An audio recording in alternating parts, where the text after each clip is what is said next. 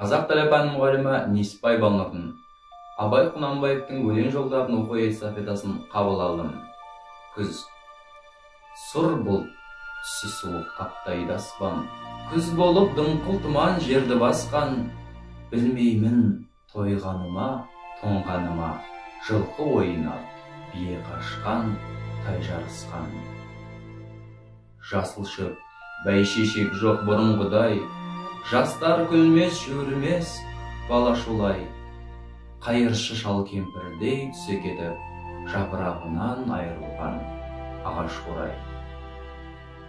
Біреу малма, сапсиды салы биін, салбыраңқы тартыпты жыртық үйін. Енесіне ертіп шуда жібін, жас қатындар жыртылған жамай дейін. Қастырына қайтарланып қайта бермен, астында ақшоншы жүр ол бір керуен. Қай ауылды көрсенде жабыраңқа, бойын күлкі көрінбейді сейіл серуен.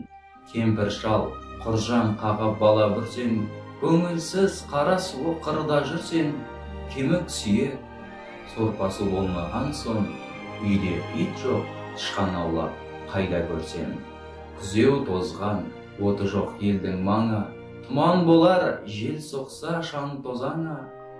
От жақпаған үйінің сыры қашып, қыстан қорыққан қазақтың құрысын заңы. Осы эстафетаны дене шынықтыру пәні мұғалімі Қойшыбаев Дәуренге жолдадым.